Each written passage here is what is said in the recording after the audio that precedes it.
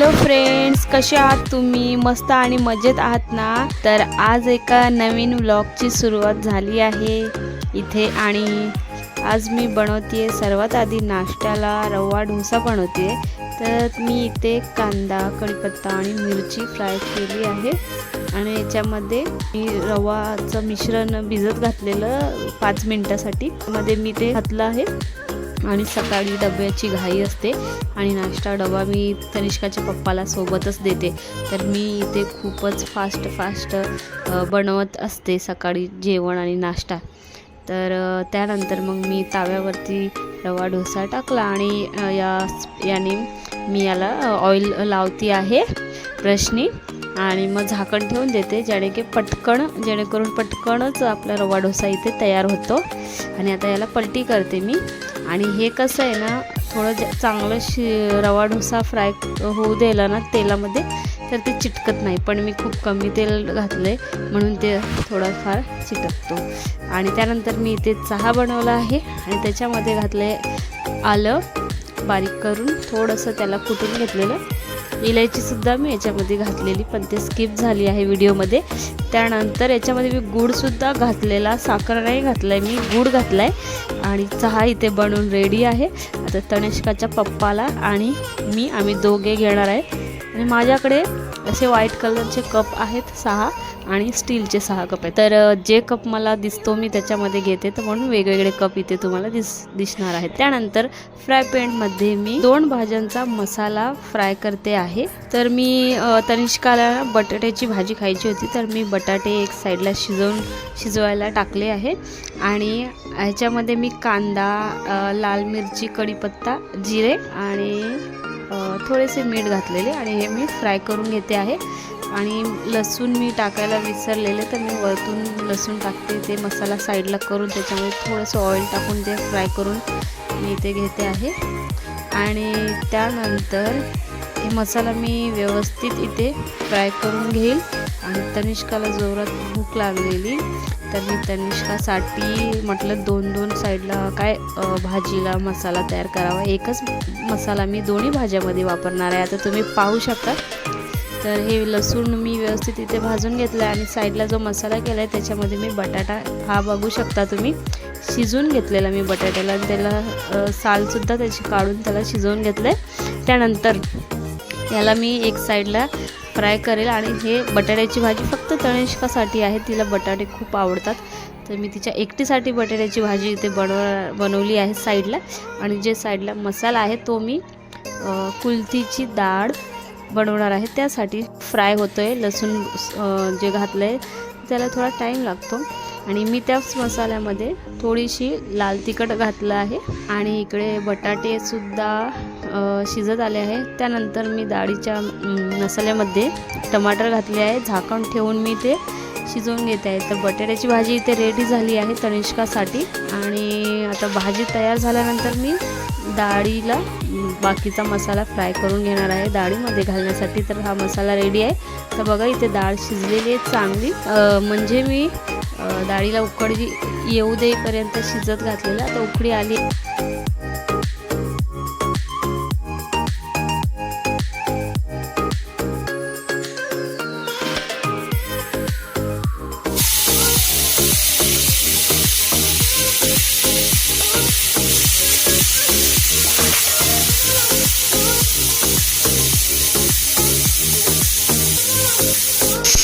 आणि इथे कुकरलाही मी 8 ते 9 शिट्टी दिल्या आहेत। आणि कारण की ती डाळ जी आहे कुलथीची ती मी रात्री भिजत घातलेली आणि चांगल्या जितक्या शिट्टी दिली कुकरला तितकीच ती डाळ चांगली शिजल्या जाते, तर म्हणून मी इथे 7 ते 8 शिट्ट्या तर दिल्या आहे। आता ते बाकीचं मी गॅस बंद केला आहे आणि खालच्या वरच्या वाफेत ती राहिलेली डाळ शिजून जाईल। आणि त्यानंतर मी इथे चपाती बनवायला घेतलेली, आधी मी एक भाकर घातलेली तनिष्काच्या पप्पासाठी, कधी कधी ते भाकरसुद्धा खातात। आणि नंतर तनिष्कासाठी आणि माझ्यासाठी मी इथे पीठ मळून ठेवलेलं आणि चपाती बनवायला घेतली आहे।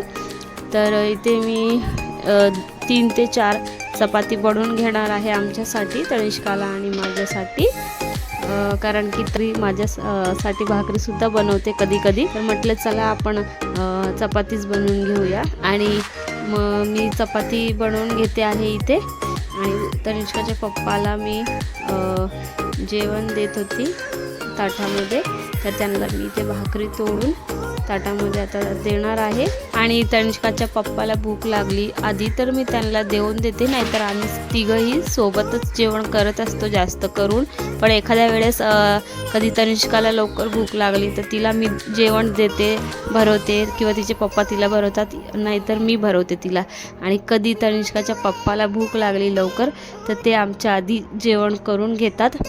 आणि मला जरी भूक लागली तर मी जेवण नाही करत आधी, मी एकतर त्यांच्यासोबतच जेवण करेल, नाहीतर त्यांचं जेवण झाल्यानंतरच करेल मी, कारण मला एकटीला जेवण करायला आवडत नाही. तर म्हणून मी जेवण झालं तरीसुद्धा थोड्या वेळ बसेल आणि काही काम असेल ते करेल, नंतर सोबतच आम्ही जेवण करतो. आणि ते जेवण मी तनिष्काच्या पप्पाला दिलं आहे. त्यानंतर जेवण करून आमचे झालेले राहिलेले भांडे मी इथे स्वच्छ करून घेते. लाटणे आणि पोळीपाट हे काही जास्त घाण होत नाही, तर मी याला साईडला धुवून ठेवणार आहे. आणि हे मी भिजत घातलेलं पटकन निघतं ते भिजत घातलं पाण्यामध्ये तर. आणि त्यानंतर आता मी बाकीची भांडी इथे स्वच्छ करून घेणार आहे. मग किचनचा वटासुद्धा मी त्याचबरोबर स्वच्छ करून घेणार आहे. जेवण झाल्यानंतर आपण कुठलेही काम केले तर आपले जेवण जिरायला मदत होते. आणि जर का आपण सगळे कामं आधीच करून घेतले आणि जेवण नंतर केले तर मग आपल्याला आपलं जे जेवण आहे ते इतक्या पटकन काही जिरत नाही आणि आपलं वजनही वाढतं. तर म्हणून मी काय करते, जेवण झाल्यानंतरच मी भांडी घासायचा प्रयत्न करते. कधी वाटलं की तब्येत बरी नाही तर मी भांडी वगैरे सगळी कामं करून मग जेवण करते आणि मग आराम करते. तर इथे मी जेवण झाल्यानंतर भांडी घासायला घेते आहे. आणि माझी भांडी आज काही इतकी जास्त नाही आहे, नाहीतर कधी कधी खूप भांडी असतात. कुठल्याही भांड्याला हात लागला तर मग ते आपण तसं ठेवत नाही, ते धुवायलाच टाकतो. तर त्या कारणामुळं भांडी कधी कधी जास्त असतात. तर कधी कधी मी भांडी थोडी घाण म्हणजे जास्त घाण नसली तर ते पाण्यातून काढून जरी ठेवली साईडला तरी पण त्याला साबणाने घासायची गरज पडत नाही आणि तिथल्या तिथेच मग मी लावूनही टाकते. तर मग भांडी अशा पद्धतीने केलं असतं तर कमी पडतात. आणि नाहीतर आपण भांडी टाकत गेलो बेसिनमध्ये तर ती भरपूर वाढतात आणि धुवायला भरपूर टाईमही जातो. आणि मग असं वाटतं की किचनमध्येच आपला पूर्ण दिवस जातो. जर मी पटापट केलं तर माझं जेवण अर्ध्या तासाच्या आत बनवून मी मोकळी होते आणि नाश्तासुद्धा बनला जातो सोबतच. पण भांडी घासायची म्हटलं की त्याला थोडा टाईम द्यायला लागतो, कारण की भांडी कशी स्वच्छ आपण धुतो तर त्याच्यामध्येच आपण जेवण बनवतो आणि जेवण खातो. तर भांडी ही मला एकदम स्वच्छ धुतलेली हवी असतात. भांडी कशी धुवून मला आवडत नाही, तर म्हणून मी भांड्याला थोडा वेळ देते, पण एकदम स्वच्छ भांडी मी इथे धुवून ठेवते. आणि मग भांडी धुवून झाल्यानंतर इथे मी किचनचा वटा एकदम स्वच्छ करून घेत असते.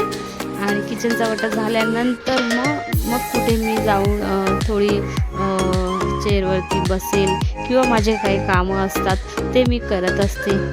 कारण की किचनचं काम हे मला थोडं मोठा टास्क आहे असं वाटतं. किचनचं काम जोपर्यंत संपत नाही, जसे की दुपारी आपले सगळे घरामधले कामं झाले, किचनची काम झाले कीच मला बरं वाटतं आणि असं वाटतं हां थोडी मी मोकळी झाली आहे.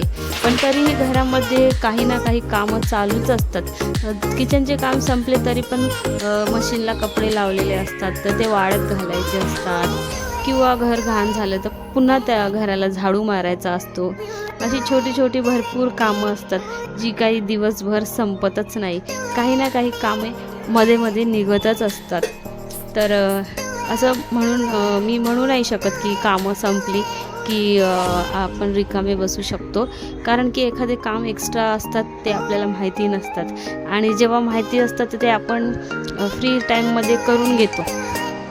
आणि आता इथे मी प्यायचे पाणी आले आहे तर हंड्यामध्ये मी पाणी टाकून घेते आहे. मी इथे पाईप वगैरे काही लावला नाही आणि आम्ही सध्याच आरो वगैरे सुद्धा आम्ही वापरत नाही. आरो वगैरे सुद्धा आम्ही लावलेला नाही आहे, डायरेक्ट प्यायचे पाणी येतं जर तनिष्काला द्यायचे असले तर मी गरम करूनच आम्ही पाणी पितो, असे पाणी पित नाही. कारण पावसाळ्याच्या दिवसामध्ये सुद्धा पाणी कधी कधी असं हे येतं, गडूळ येतं, तर त्याच्यामुळं गरम पाणी करून पिलेलेच बरे.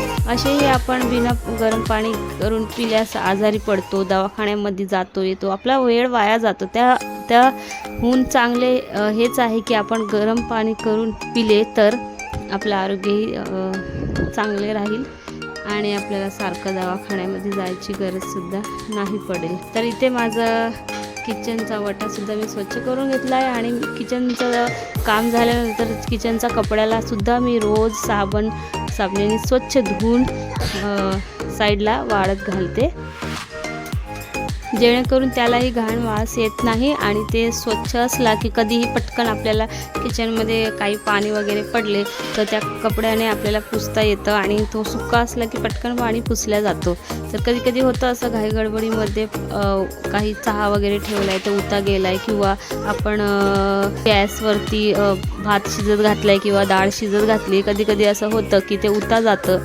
तर कपडा असला एखादा तर पटकन आपण ते तिथल्या तिथे कपडा लावला तर पुसून घेतलं तर सगळीकडे पसरत नाही. मग त्यामुळे काय होतं, कपडा आपण धुवू शकतो पण पूर्ण प्लॅटफॉर्म पण सारखं धुवू शकत नाही.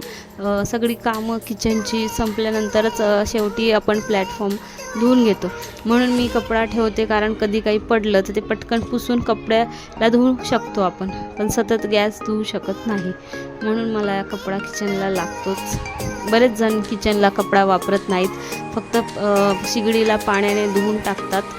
पण मला असं वाटतं की किचनला कपडा असला तर कधी पण काही पडलं तर आपल्याला पुसायला बरं होतं. कारण माझ्या एक ताई आहेत, ते किचनला सांगत होते की मी कपडा वापरत नाही कारण त्या कपड्याला धुवायला वेळ जातो.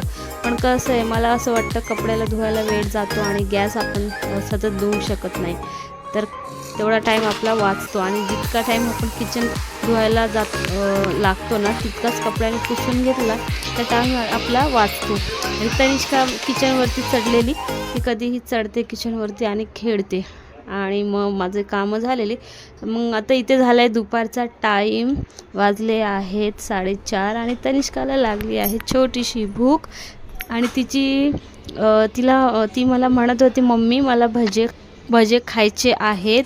तर तिच्याकरिता मी इथे कांदी भजी बनवायला घेतलेली आणि इथे मी 2 ते 3 कांदे पातळ चिरून घेतलेले, कट करून घेतलेले आणि त्याच्यामध्ये मी 1 वाटी बेसन घालणार आहे. याच्यामध्ये 1 वाटी बेसन घेतलेलं मी टाकण्यासाठी आणि त्यानंतर बेसन याच्यामध्ये टाकणार आणि बाकीचे राहिलेले साहित्यसुद्धा मी याच्यामध्ये टाकणार आहे. जसं की मी ओवा पण घेतलेला 1 चमचा याच्यामध्ये भजीमध्ये टाकायला. ओवा टाकल्याने आपल्याला जास्त तेलकट जाणवत नाही आणि थोडीशी मी लाल तिखट घातली आहे इथे चवीसाठी. तनिष्का जास्त तिखट खात नाही म्हणून मी खूप कमी घातली आणि तनिष्काकरिताच इथे मी भजे बनवायला घेतले आहे. इथे मी अर्धा चमचाहून थोडेसे जास्त मीठ घेतलेले आणि आता इथे मी ओवा हातावरती चोळून या मिश्रणामध्ये टाकणार आहे, जेणेकरून भज्यामध्ये जे तेल असतं ते सोचून जातं, तिकडेच सोकून जातं आणि ते जास्त तेल आपल्याला जाणवत नाही. आणि आता याला मी व्यवस्थित मिश्रणाला मिक्स करून घेते आहे इथे आणि हे 2 ते 3 मिनटं असंच ठेवणार आहे. तर त्याआधी हे खूपच एकदम कोरडं झालेलं मिश्रण, म्हणून मी याच्यामध्ये थोडंसं लहान चमचाने 2-3 चमचे पाणी इतकं घातलेलं, कारण की याला थोडासा ओलावा आला तर भजी म्हणजे ते ओलावा आल्यावर नंतर मिश्रण चिटकेल आणि छानपैकी कुरकुरीत भजी होईल. इथे याच्यामध्ये आपण मिश्रण बनवतो तर भज्याच्या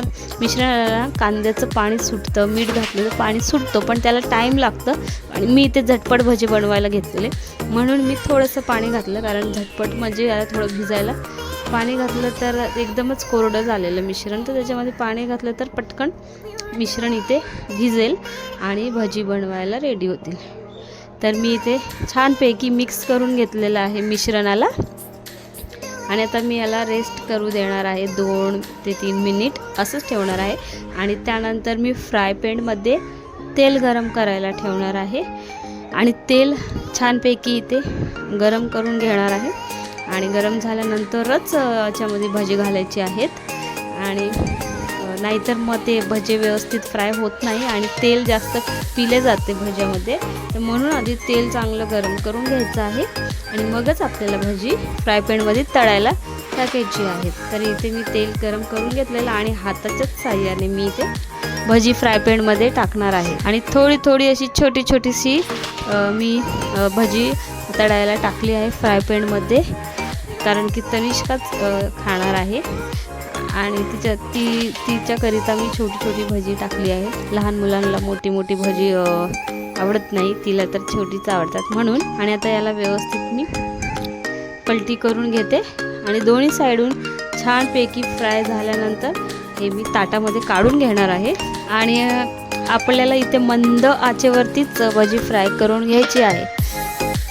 जास्त फास्ट गॅस केल्यास भजी करपू शकतात आणि स्लो गॅस ठेवल्यावर त्याच्यामध्ये भरपूर तेल पितात भजी, म्हणून मंद आचेवरती ठेवल्यास ते तेलही पिणार नाही आणि करपणारही नाही. म्हणून आता ही भजी इथे फ्राय झालेली आहे, मी ताटामध्ये काढून घेते. आणि जे आणखी बेटर उरलेलं आहे थोडंसं भजीचं, ते सुद्धा भजी मी इथे फ्राय पॅनमध्ये टाकणार आहे आणि त्यांनासुद्धा अशाच प्रकारे मंद आचेवरती फ्राय करून घेणार आहे. आणि त्यानंतर भजी पूर्ण फ्राय झाली की तनिष्काला मी सर्व करणार आहे.